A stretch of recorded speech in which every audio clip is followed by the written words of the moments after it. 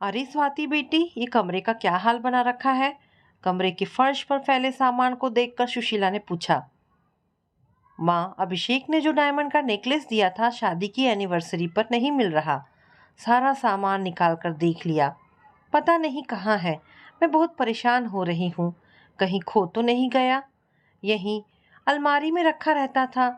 बाकी सब चीजें हैं, बस वही नहीं है। अभिषेक को बहुत बुरा लगेगा और नुकसान हो जाएगा सो अलग। स्वाति ने परेशानी भरे स्वर में कहा। जाएगा कहाँ, घर में ही होगा। तुम ज्यादा परेशान ना हो, कहीं रखकर भूल गई होगी, मिल जाएगा। सुशीला ने स्वाति की परेशानी कम करने को बात टाल दी, लेकिन वह भी सोच में पड़ गई कि स्वाति के कमरे में कभी कोई बाहर वाला नहीं जाता। कोरोना की वजह से आजकल सफाई वाली बाई भी नहीं आ रही है, और स्वाति इतनी लापरवाह भी नहीं कि इतनी कीमती चीज कहीं भी रख दे, और फिर नेकलेस जा कहाँ सकता है। यूं तो सुशीला और स्वाति दोनों सास बहू थी, लेकिन आपस में बंधन बिल्कुल माँ बेटी जैसा था। सुशीला के एक ही बेटा था, अभिषेक, जो आईआईटी से बीटेक करके अब एक मल्टीनेशनल कंपनी में मैनेजर की पोस्ट पर था। जब अभिषेक 6 साल का था तभी उसके माता पिता का तलाक हो गया था, क्योंकि उसके पिता के अपने ही ऑफिस की एक महिला से अनैतिक रिश्ता था। सुशीला ने तब से अकेले ही अभिषेक की परवरिश की थी। उसने अभिषेक को कभी किसी चीज की कमी नहीं होने दी। उसे अच्छे स्कूल में पढ़ाया। अभिषेक पढ़ाई में मेधावी छात्र था, सो उसका चयन आईआईटी में हो गया। वहीं कैंपस प्लेसमेंट भी हो गया, और अब 10 साल बाद वह सीनियर मैनेजर बन गया था। इसी बीच सुशीला ने उसके लिए स्वाति को पसंद कर 3 साल पहले दोनों की शादी करवा दी थी। उसने सोचा अब एक बेटी की कमी पूरी हो जाएगी। स्वाति भी सुशीला को माँ की तरह मानती थी। दोनों को देखकर लोग अक्सर उन्हें माँ बेटी समझते थे। शाम को जब अभिषेक अपने ऑफिस से लौटा तो स्वाति ने उससे पूछा कि कहीं उसने वह नेकलेस कहीं रख तो नहीं दिया, लेकिन अभिषेक ने भी कहा कि उसे नेकलेस के बारे में कुछ नहीं पता। अब तो स्वाति के सब्र का बांध टूट गया और वह फूट फूट कर रोने लगी। उसे इस तरह रोता हुआ देखकर अभिषेक ने उसे गले से लगाकर कहा, अरे क्यों परेशान हो रही हो, मिल जाएगा, और नहीं मिला तो कोई बात नहीं, तुम पर ऐसे कई नेकलेस कुर्बान। चलो रोना बंद करो और अपने हाथ की बढ़िया सी कॉफी पिलाओ। स्वाति मुंह धोकर कॉफी बना तो लाई, लेकिन उसका मन ठीक नहीं था। अभिषेक ने उसे बताया कि उसके ऑफिस के कुछ दोस्त अगले दिन रात के खाने पर आने वाले हैं। उसने कहा, तुम मम्मी के साथ मिलकर सारी तैयारी कर लेना। रोज तुम्हारे हाथ के बने टिफिन की तारीफ करते हैं, सो मैंने उन्हें घर पर बुला लिया। तुम्हें कोई प्रॉब्लम तो नहीं होगी? बिल्कुल नहीं, स्वाति ने कहा। तुम्हारे लिए क्या मैं इतना भी नहीं कर सकती? स्वाति को वैसे भी खाना बनाने का बहुत शौक था, और अभिषेक को खाने का। वह रोज नई नई रेसिपी बनाकर अभिषेक को खिलाती। वह भी उसके खाने की खूब तारीफ करता। अगले दिन स्वाति ने सारा घर साफ किया और बढ़िया सजावट करके किचन में जुट गई। वो जानती थी क्योंकि अभिषेक के ऑफिस के दोस्त आ रहे थे, सो यह उसके मान सम्मान का सवाल था। उसने शाम तक बढ़िया fruit juice, snack soups, main course के लिए दाल मखनी, पालक पनीर, स्टफ टमाटर, दही पपड़ी, पराठे और मीठे में फ्रूट कीम बनाई, और फिर वह खुद तैयार होने चली गई। आखिर उसे भी तो सीनियर मैनेजर की पत्नी जैसा लगना था। अभी वह कपड़ों की अलमारी खोल कर सोच ही रही थी कि क्या पहने, तभी सुशीला ने आकर कहा, सूट या साड़ी मत पहन लेना, कोई अभिषेक की पसंद की ड्रेस निकाल कर पहन लो, उसे अच्छा लगेगा। स्वाति खुश हो गई और फिर जल्दी जल्दी तैयार होने लगी। थोड़ी ही देर में अभिषेक के दोस्त स्नेहा और उसके 3 दोस्त आ गए। स्वाति ने सभी का स्वागत किया और सबको बिठाकर जूस और स्नैक्स लेने किचन में चली गई। इसी बीच सुशीला एक बार सबसे मिलकर अपने कमरे में चली गई। अभिषेक मम्मी को बुलाने गया तो सुशीला ने कहा, तुम बच्चे मौज करो, मैं यहीं आराम करूंगी, मेरा खाना यहीं भिजवा देना। घर की डेकोरेशन देख कर और स्वाति के हाथ का खाना खाकर सब उसकी खूब प्रशंसा कर रहे थे। अभिषेक भी खुशी से फूला नहीं समा रहा था कि तभी स्वाति की निगाह स्नेहा के नेकलेस पर गई। अब उसके पैरों तले की जमीन जैसे खिसक गई। वो पहचान गई कि ये वही नेकलेस है जिसे वह ढूंढ रही थी, लेकिन यह स्नेहा के पास कैसे? तभी उसके दिमाग ने कहा, अभिषेक के अलावा कौन दे सकता है? पर फिर उसके दिल ने कहा, नहीं, अभिषेक मुझे धोखा नहीं दे सकता। एक बार फिर उसके दिमाग ने कहा, तुम मूर्ख हो, सबूत तुम्हारे सामने है और तुम नकारा रही हो। फिर भी स्वाति ने सोचा कि बिना पूरी छानबीन के वो अभिषेक के इस बारे में कोई बात नहीं करेगी। उसे गुस्सा तो बहुत आ रहा था। उसका मन कर रहा था कि इसी समय घर छोड़कर चली जाए, लेकिन उसने खुद को संभाला और स्नेहा के साथ बैठकर उससे बातें करने लगी। उसने उससे कई बातें पूछी जिनसे उसे पता चला कि वह एक गरीब घर की महत्वाकांक्षी लड़की है। अब वह स्नेहा को कुछ कुछ समझ रही थी। इसी बीच मौका पाकर वह सारी बातें अपनी मम्मी जी को बता आई। सुशीला एक बार फिर अंदर से आकर सबके सामने बैठ गई और स्नेहा को देखती रही। वे मान रही थी कि पूरी गलती उनके बेटे की है, लेकिन उनका अनुभव कह रहा था कि लड़की भी कुछ ठीक नहीं है। उन्होंने सोचा, जब अपना ही सिक्का खोटा हो तो दूसरों को क्या दोष देना। वे ये सब सोच ही रही थी कि सब लोग जाने लगे। स्वाति अभिषेक से सबको दरवाजे तक छोड़ने के लिए कहकर सुशीला को एक कोने में ले गई और उनसे बोली, मम्मी जी, अभी आप अभिषेक से कुछ मत कहना। मैं इस लड़की के बारे में कुछ और भी पता करना चाहती हूँ। तब तक हम घर में हमेशा की तरह शांत रहेंगे। सुशीला ने स्वाति के सिर पर हाथ रखकर कहा, बेटा, तुम जैसा चाहो वैसा करो, मैं पूरी तरह तुम्हारे साथ हूँ। मेरे बेटे की गलती है और मैंने इस बात को स्वीकार कर लिया है।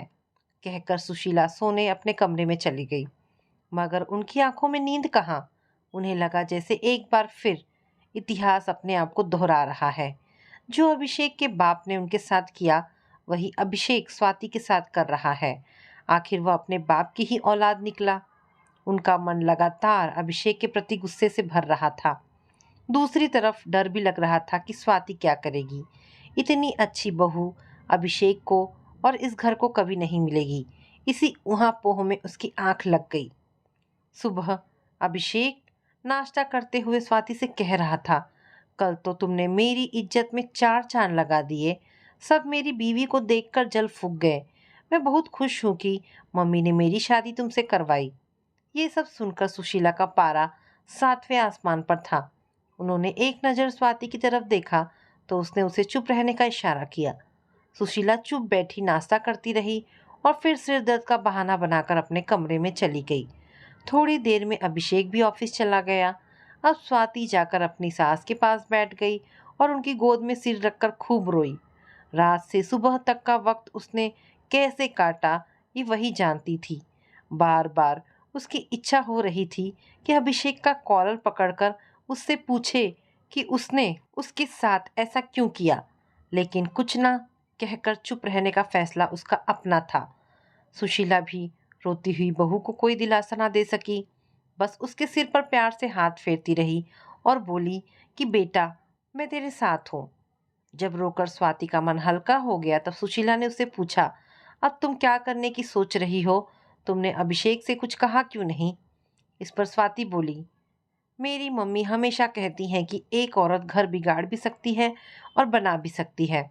मैं उनकी बात को आजमा कर देखना चाहती हूँ। मैं कोई भी फैसला सोच समझकर ठंडे दिमाग से करना चाहती हूँ। इसलिए मैंने एक जासूस से बात की है। मैं पहले अभिषेक और स्नेहा के बीच के संबंधों की गंभीरता जानना चाहती हूँ और ये भी कि यह स्नेहा कैसी लड़की है जो एक शादीशुदा आदमी से चक्कर चला रही है। अगर अभिषेक को वापस लाने का कोई भी रास्ता है तो मैं उस पर चलना चाहती हूँ, क्योंकि मैंने आज तक सिर्फ उसी से प्यार किया है। उसकी बातें सुनकर सुशीला का दिल उसके लिए असीम स्नेह और सम्मान से भर गया। उसने फिर स्वाति को गले लगाकर कहा, बेवकूफ़ है मेरा बेटा जो हीरे जैसी पत्नी को छोड़कर किसी और लड़की के पीछे भाग रहा है। एक बात हमेशा याद रखना, मैंने तुम्हें बहू नहीं बेटी माना है और मैं हमेशा ठीक उसी तरह तुम्हारा साथ दूंगी जैसे मुसीबत में अपनी बेटी का देती। 2 दिन यूं ही निकल गए। सुशीला स्वाति के साथ एक मजबूत आधार की तरह खड़ी रही, ठीक वैसे ही जैसे उसकी अपनी मम्मी उसके साथ रहती। चौथे दिन अभिषेक के ऑफिस जाने के बाद वह जासूस स्वाति से मिलने आया और उसे कुछ पिक्चर्स के साथ स्नेहा के बारे में सारी जानकारी दे गया। उसने ध्यान से वे सारे कागज़ देखे और एक प्लान बनाकर सुशीला को उसमें शामिल कर लिया। स्वाति जानती थी कि अभिषेक की कंपनी में सबकी सैलरी के खाते एचडीएफसी बैंक में है। सो उसने एक नंबर से एचडीएफसी बैंक कर्मचारी बनकर स्नेहा को फ़ोन लगाया और उससे कहा कि लकी ड्रॉ में उसका एक लंच कूपन निकला है 2 महिलाओं के लिए, और अगर वह आना चाहती है तो बैंक ओबेरॉय होटल में उसके लिए जगह आरक्षित करेगा। ओबेरॉय होटल का नाम सुनकर स्नेहा फंस गई और उसने हाँ कह दिया। स्वाति ने अगले दिन के लिए 2 टेबल बुक करवाई और सबसे पहले होटल पहुंच गई। स्नेहा भी शर्त के अनुसार अपनी एक फ्रेंड को लेकर पहुंची। इधर सुशीला जी अभिषेक को लंच ओबराय में करने के लिए ये कहकर ले गई कि स्वाति बाहर गई है सहेलियों के साथ और वे बोर हो रही हैं। अभिषेक को उनकी बात अजीब तो लगी थी, लेकिन मम्मी ने कहा है ये सोचकर उसने ज़्यादा दिमाग नहीं लगाया। जैसे ही स्वाति ने देखा कि सब आ गए हैं, उसने सुशीला को फ़ोन मिलाया और खुद जाकर स्नेहा के बराबर बैठ गई। उसने सुशीला को पहले ही समझा दिया था कि फ़ोन का स्पीकर चलाकर सारी बातें अभिषेक को सुनवा दे। यूं अचानक स्वाति को देख स्नेहा बुरी तरह चौंक गई। वह कुछ बोलने को ही थी कि उसके पीछे उसके सामने रख दिए। उन्हें देखकर तो स्नेहा जड़ हो गई। अब उसने कुछ बोलने की नहीं बन रहा था। बड़ी मुश्किल से बस इतना बोली कि ये आपके पास कैसे? स्वाति ने जवाब में कहा कि तुमने मेरे पति को मुझसे छीनने की कोशिश की है। कुछ तो मुझे भी करना ही था, सो मैंने तुम्हारा पूरा कच्चा चिट्ठा निकलवा लिया। यही नहीं, तुम्हारे घर का पता भी। सोच रही हूँ ये सभी तस्वीरें तुम्हारे मम्मी पापा को भेज दूँ। आखिर उन्हें भी तो पता चले शहर में उनकी लड़की कितनी मेहनत कर रही है, कितनी मेहनत से अभिषेक को फंसाकर उनके पैसे से अपनी महंगे महंगे शौक पूरे कर रही है। अब तो स्नेहा की हालत खराब हो गई। उसने लड़खड़ाती जबान से कहा, नहीं, ऐसा मत कीजिएगा। मेरे मम्मी पापा शर्म से मर जाएंगे। मैं यह नौकरी छोड़ दूंगी और आप लोगों को कभी अपनी शक्ल नहीं दिखाऊंगी। मैं आपके पति से बिल्कुल प्यार नहीं करती। वो तो मेरे महंगे शौक पूरे कर रहा था, इसीलिए। इससे ज़्यादा अभिषेक सुन नहीं सका और उठकर उनकी टेबल पर आकर खड़ा हो गया। उसकी नज़रें उन तस्वीरों पर पड़ी तो उसकी आंखों में गुस्सा और पश्चाताप दोनों साथ दिखाई दिए। उसने देखा रेस्टोरेंट लोगों से भरा हुआ है, तो उसने स्नेहा को सिर्फ वहां से चले जाने का इशारा किया, लेकिन स्वाति ने हाथ पकड़कर उसे रोक लिया और उससे कहा कि मेरी एक और चीज़ तुम्हारे पास है। अब स्वाति की निगाह उसके गले के नेकलेस पर थी। स्नेहा ने जल्दी से वो नेकलेस उसे वापस किया और वहां से निकल गई। अभिषेक ने कुछ कहना चाहा था कि स्वाति ने उससे कहा, उम्मीद करती हूँ तुम्हें समझ आ गया होगा कि कोई जब विश्वासघात करता है तब कैसा लगता है। चलो, बाकी बातें घर जाकर करेंगे, सब देख रहे हैं। घर पहुंचे तो सुशीला बेटे पर टूट पड़ी। बोली, तूने मुझे बहू को मुंह दिखाने लायक नहीं छोड़ा। मुझे तुझ पर कितना गर्व था, लेकिन तू भी अपने बाप जैसा निकला। बचपन से लेकर आज तक तू अपने बाप से नाराज है, लेकिन तुझ में और उनमें क्या फर्क है? उन्होंने भी अपनी पत्नी और बच्चे के साथ धोखा किया और तूने भी अपनी पत्नी के साथ धोखा किया। आखिर तू है तो उन्हीं की औलाद। सुनकर अभिषेक फूट फूट कर रोने लगा और अपने घुटनों पर बैठकर सुशीला से बोला, ऐसा ना कहो मम्मी, मैं तुम्हारा बेटा हूँ, उनका नहीं। मुझसे बहुत बड़ा गुनाह हो गया है। मम्मी, मुझे माफ़ कर दो, मुझे माफ़ कर दो। माफ़ी मांगनी है तो बहू से मांग। तू उसका गुनहगार है। अगर उसने तुझे माफ़ कर दिया तो मैं भी कर दूंगी, और अगर वह घर छोड़कर गई तो मैं भी अपनी बेटी के पास चली जाऊंगी। सुशीला ने कठोर स्वर में कहा। अभिषेक स्वाति की ओर बढ़ा और उसका हाथ पकड़कर बोला, स्वाति, वैसे तो मैं माफ़ी मांगने लायक नहीं हूँ, पर फिर भी क्या तुम मुझे माफ़ कर पाओगी? मैं वादा करता हूँ भविष्य में कभी तुम्हें शिकायत का मौका नहीं दूंगा। क्या तुम एक बार इसे मेरी पहली और आखिरी गलती समझकर माफ़ नहीं कर सकती? स्वाति ने कुछ रुककर कहा, मैं तुमसे प्यार करती हूँ और ये भी सच है कि इस शादी को एक और मौका देना चाहती हूँ, लेकिन ये सब भूलकर एक नई शुरुआत करने के लिए और तुम्हें माफ़ करने के लिए मुझे कुछ वक्त चाहिए। उम्मीद करती हूँ कि तुम समझोगे। हाँ स्वाति, तुम्हें जितना वक्त चाहिए ले लो, लेकिन मुझे छोड़कर मत जाना। मुझे तुम्हारी ज़रूरत है। मैं इंतज़ार करूँगा उस दिन का जब तुम मुझे माफ़ कर दोगी। अभिषेक ने राहत की सांस लेते हुए कहा। स्वाति ने अपनी मम्मी जी की तरफ देखकर कहा, मम्मी जी, सास होने के बावजूद आपने अपने बेटे का नहीं मेरा साथ दिया। मैं किन शब्दों में आपका शुक्रिया अदा करूं? सुशीला उसके माथे को चूमते हुए बोली, तुम बहुत समझदार हो बेटी। अपनी सूझबूझ से तुमने यह घर टूटने से बचा लिया। मैंने वही किया जो मैं अपनी बेटी के लिए करती। हम अक्सर कहते हैं बहू कभी बेटी नहीं बन सकती, जबकि सच ये है कि अधिकतर सासें ही कभी माँ नहीं बन पाती। अगर सासें माँ बन जाए तो बहुएं अपने आप बेटियां बन जाएंगी।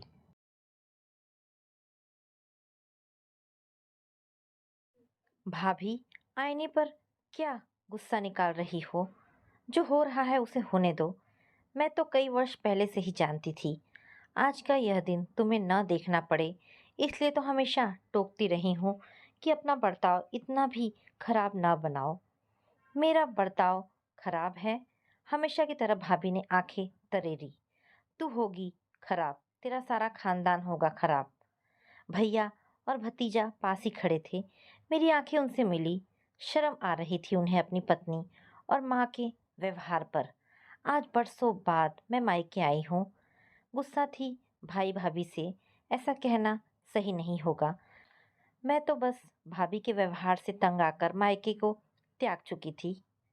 भाभी का ओछा बर्ताव और ऊपर से भैया का चुपचाप सब सुनते रहना, जब तक सहा गया सहती रही, और जब लगा अब नहीं सह सकती, पीठ दिखा दी। उम्र के इस पड़ाव पर जब मैं भी सास बन चुकी हूँ और भाभी भी दादी नानी, बच्चों की तरह उनका लड़ पड़ना अभी गया नहीं है। आज भी उनमें परिपक्वता नहीं आई। मेरे खानदान को छोड़ो भाभी, तुम्हारा मेरा खानदान अलग अलग कहाँ है जो खानदान पर उतर आई हो। आधी उम्र में इस खानदान की बेटी रही हूँ। मेरा खानदान तो यह भी है जो आज तुम्हारा है। हमारी उम्र इस तरह लड़ने की नहीं रही जो हम उलझुल बकते रहें। आज प्रश्न हमारे बच्चों का है कि हमारे व्यवहार से उनका अनिष्ट हो, ऐसा नहीं होना चाहिए। अरे, मेरी बेटी का सर्वनाश तो तेरे कारण हो रहा है जया। तेरी ही ससुराल के हैं ना उसके ससुराल वाले, तू ही उसका पैर वहां लगने नहीं देती।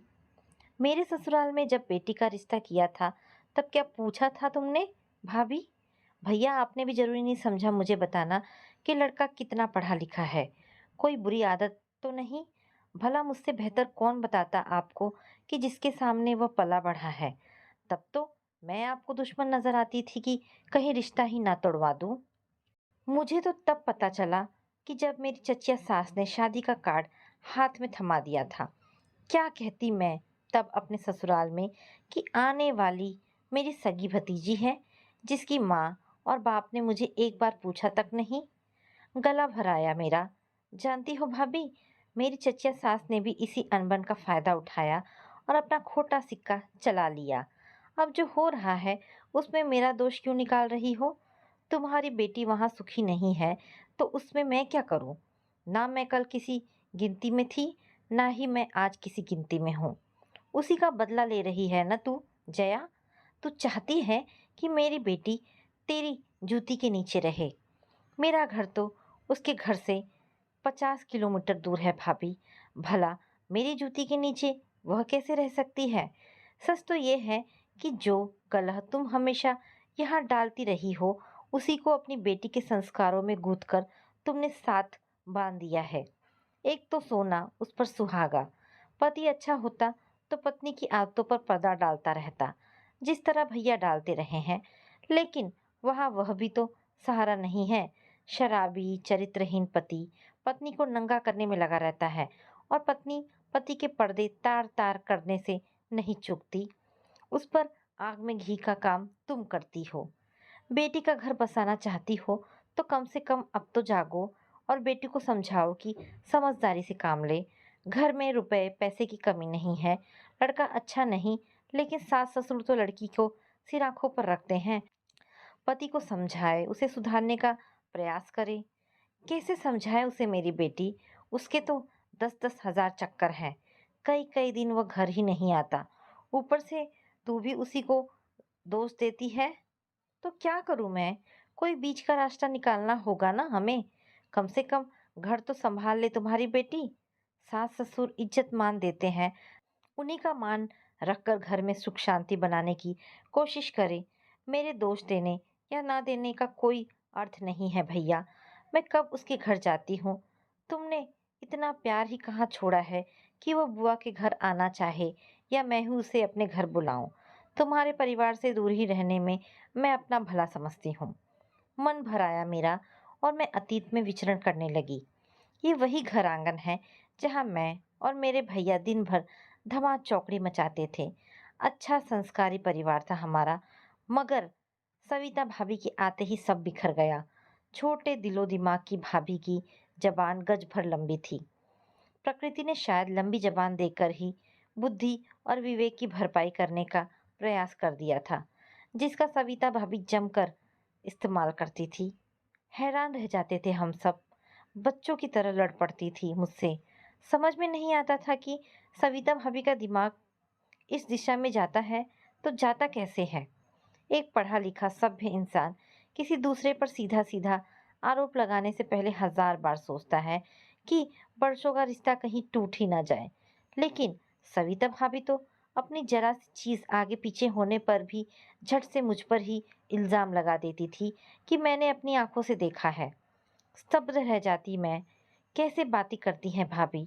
पहले पहल तो सब मुझे शख्स देखते रहते थे, फिर धीरे धीरे समझ गए कि यह सब सविता भाभी के ही दिमाग की उपज है। भैया से 3-4 साल छोटी हूँ मैं और माँ बाप की लाडली समझदार बेटी, जो भाभी के आते ही चोर चुगलखोर और पता नहीं क्या क्या बन गई थी। यह क्या हो गया है तुम्हें जया? तुम सविता से झगड़ा क्यों करती हो? उसका सामान भी उठा ले जाती हो और पैसे भी निकाल लेती हो। तुम तो ऐसी नहीं थी। क्या सविता से तालमेल बिठाना नहीं चाहती हो? तुम्हें भी तो एक दिन ससुराल जाना है, और अगर तुम्हारी ननद भी ऐसा ही करे तुम्हारे साथ, तो कैसा लगेगा तुम्हें? राजीव भैया ने अकेले में ले जाकर एक दिन पूछा था। मेरे तो पैरों के नीचे से जमीन ही निकल गई थी। ये क्या कह रहे हैं भैया? तब समझ में आया कि भैया के खींचे खींचे रहने का कारण। मैंने सविता भाभी के पैसे निकाल लिए। नहीं तो भैया, जरूरत होगी तो आपसे या पिताजी से मांग लूंगी। भाभी के पैसे चुराऊंगी क्यों मैं? तुमने अपने भाभी के 2,000 रुपये नहीं निकाल लिए और वह शिकायत कर रही है कि उसका भारी दुपट्टा और सुनहरी वाली सैंडल भी। भैया, भारी दुपट्टा मेरे किस काम का? और भाभी के पैर का नाप मेरे पैर में कहाँ आता है? कैसी बेसिर पैर की बातें करते हो आप? जरा सोचो, दुल्हन का सामान मेरे किस काम का? वह कहती है कि तुम उसका सामान चुराकर अपने लिए संभाल रही हो। असमंजस में पड़ गई थी मैं। क्या हमारे इतने बुरे दिन आ गए हैं कि मैं अपनी भाभी का सामान चुराकर अपना दहेज सहेजूंगी? पता नहीं कैसे माँ ने भी हमारी बातें सुन ली और हक्की भक्की सी अंदर चली आई। क्या यह सच है जया? तूने अपनी भाभी का सामान चुराया है? काटो तो खून नहीं रहा था मुझे। क्या माँ की भी मति मारी गई है? उस पर भाभी का यह भी कहना है कि मैंने अपनी आंखों से देखा है। ऐसी खाई खोद दी थी भाभी ने घर के सदस्यों के बीच, जिसे पाटना सबके बस से बाहर था। हर पल वह किसी न किसी पर कोई ना कोई आरोप लगाती रहती, जिस पर हमारा परिवार हर पल अपनी ईमानदारी ही प्रमाणित करने में लगा रहता था। लगता है हम सब चोर हैं जो बस सविता भाभी के ही सामान पर नजर गड़ाए रहते हैं।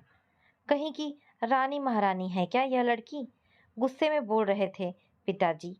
जब देखो किसी न किसी को चोर बना देती है। हम भूखे नंगे हैं क्या जो इसी के सामान पर हमारी नजरें रहे? बेटा, इसने हमारा जीना हराम कर दिया है। क्या करें हम? कहाँ जाएं? हमारा तो बुढ़ापा ही खराब हो गया है इसके आने से। 2-3 साल बीतते बीतते मेरा विवाह हो गया था और माँ पिताजी ताऊ जी के पास रहने चले गए थे। उन्होंने अपने प्राण भी वहीं छोड़े थे और मेरा मायका भी इसी दुख में छूट गया था। भाई का घर बसा रहे इस कोशिश में सारे बंधन तोड़ दिए थे मैंने। भाभी के बच्चे बहुत छोटे थे तब, जब मैंने आखिरी बार मायका देखा था। भैया कभी शहर से बाहर जाते तो मुझसे मिलने जाते, जिससे थोड़ी बहुत खबर मिलती रहती थी। वरना मैंने तो मायके की ओर से कभी के हाथ झाड़ लिए थे। बेटे की शादी पर भी मैं ये सोचकर नहीं आई थी कि क्या पता सविता भाभी इस बार कौन सी चोरी का इल्ज़ाम लगा दे। मैंने अपनी बेटी सपना की शादी में सिर्फ भैया को बुलाया था, जिस पर सविता भाभी ने यह इल्ज़ाम लगाया था कि भैया ने भाभी का सोने का हार ही मुझे दे दिया है। एक दिन मैंने राजीव भैया से फ़ोन पर पूछा कि सविता भाभी का कौन सा हार उन्होंने मुझे दिया है, तो रो पड़े थे वह। जीवन नरक हो गया है मेरा जया, मैं क्या करूं? ऐसी औरत का ना जीती है ना जीने देती है। जी चाहता है इसे मार दूं और खुद फांसी पर लटक जाऊं। राजीव भैया की हालत पर तरस आ रहा था मुझे। रिश्तों के बिना इंसान का कोई वजूद नहीं, और जब यही रिश्ते गले की फांस बनने लगे तो कोई कैसे इन रिश्तों का निर्वाह करे। कुदरत कैसे कैसे जीवों का निर्माण कर देती है जो हमेशा दूसरों को दर्द देकर ही खुश होते हैं। जब तक दो घरों में आग न लगा लें उन्हें चैन ही नहीं आता। जया, तू कभी मेरा भला नहीं होने देगी। अगर मुझे पता होता तो मैं कभी तेरे ससुराल में बेटी ना देती। भाभी के ये शब्द कानों में पड़े तो मेरी तंद्रा टूटी। भैया और भतीजा मेरे पास चले आए थे। क्या जवाब था मेरे पास भाभी के आरोपों का। बुआ आइए, आप ऊपर चलिए, सफ़र की थकावट होगी, हाथ मुंह धोकर कुछ खा लीजिए। भतीजे ने मेरी बाह पकड़ी और भैया ने भी इशारे से साथ जाने को कहा। सविता भाभी का विलाप वैसा ही चलता रहा। अनमनी सी मैं ऊपर चली आई और पीछे पीछे सविता भाभी का रुदन कानों में पड़ता रहा। तभी सिर पर पल्लू लिए सामने चली आई एक प्यारी सी बच्ची। ये आपकी बहू है बुआ, भतीजे ने कहा। छाया, बुआ को प्रणाम करो। जीती रहो, आशीर्वाद देकर मन भर आया मेरा। खून में लहर सी दौड़ने लगी। मेरे भाई का बच्चा है ना, इसकी शादी में आती तो क्या बहू के लिए कोई गहना ना लाती। गले की माला उतार बहू के गले में पहनाने लगी तो भतीजे ने मेरा हाथ रोक दिया। बुआ, आप इस घर की बेटी हैं, आपको हमने दिया ही क्या है जो आपसे ले लें। बेटा, अधिकार तो दे सकते हो ना, जिसका हनन वर्षों पहले भाभी ने सबको अपमानित करके किया था। टूटे रिश्तों को तुम जोड़ पाओ तो मैं समझूंगी आज भी कोई घर ऐसा है जिसे मैं अपना मायका कह सकती हूँ। यह कहकर मैं रो पड़ी थी। भतीजे ने अपना हाथ पीछे कर लिया था। छाया, बहू के गले में पहनाकर माला, बहू के गले में पहनाकर माला, छाया बहू के गले में पहनाकर मैंने उसका माथा चूम लिया। बड़ी प्यारी लगी मुझे छाया। झट से मेरे लिए नाश्ता परोस लाई। उसी पर मुझे समझ आ गया कि भैया भाभी नीचे अलग रहते हैं और बहू बेटा ऊपर अलग है। बुआ, छाया का भी माँ ने वही हाल किया था जो आपका हुआ। जो भी माँ से छू भर जाता है उसी पर माँ कोई ना कोई लांछन लगा देती है। किसी दूसरे के मान सम्मान की माँ को कोई चिंता नहीं। हैरान हूँ मैं कि कोई इतना सब कैसे और क्यों करता है। आज कोई भी माँ के पास जाना नहीं चाहता। अपनी ईमानदारी छाया भी कब तक प्रमाणित करती। इसकी माँ ने ही इसे 20 तोला सोना दिया है और माँ ने इस पर भी अपनी अंगूठी चुरा लेने का आरोप लगा दिया। और सबसे बड़ी बात, जिन चीज़ों के खो जाने के लांछन माँ लगाती है वो चीज़ें सच में होती ही नहीं।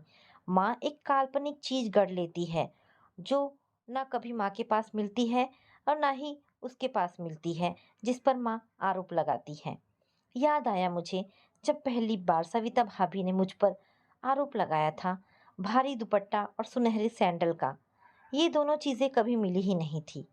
माँ का ध्येय मात्र दूसरों को अपमानित करना होता है, इसीलिए वह अपनी कोई भी चीज़ खो जाने का बहाना करती रहती हैं। मैं क्या करूँ बुआ, वो समझती ही नहीं है। और यही सब माँ ने पूजा को भी सिखा दिया है।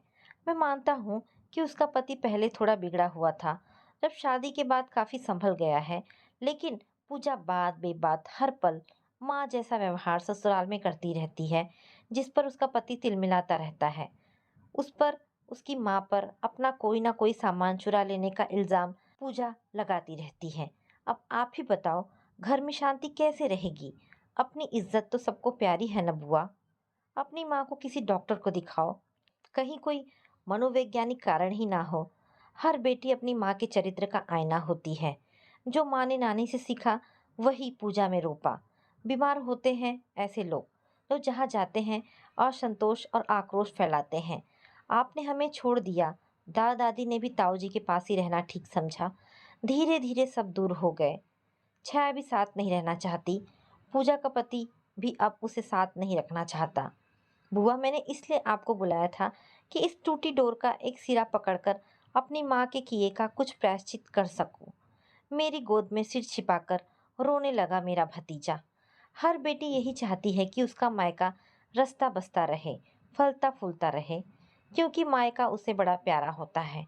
यहाँ से मिले शगुन के 5 रुपए भी बेटी को लाखों के बराबर लगते हैं, चाहे बेटी अपने घर करोड़पति ही क्यों ना हो। तुम सबको मेरी उम्र भी लग जाए, मेरे मुंह से हर वक्त यही निकलता है।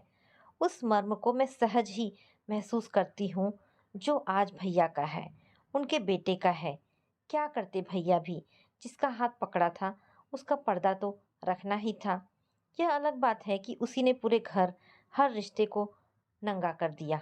हर रिश्ता दोनों तरफ से निभाना पड़ता है। अकेला इंसान कब तक अपने हिस्से का दायित्व निभाता रहेगा। एक रिश्ते का पूर्ण रूप तभी सामने आता है जब दोनों तरफ से निभाया जाए। अकेले की तूती ज़्यादा देर तक नहीं बच सकती। रो रहा था मेरा भतीजा। उसका मन तो हल्का हो गया, लेकिन मेरे मन का बोझ ये सोचकर बढ़ने लगा कि कैसे मैं अपनी चचिया सास के घर जाकर भतीजी की वकालत कर पाऊंगी। कैसे उसे समझा पाऊंगी कि वह अपनी बहू को माफ़ कर दे।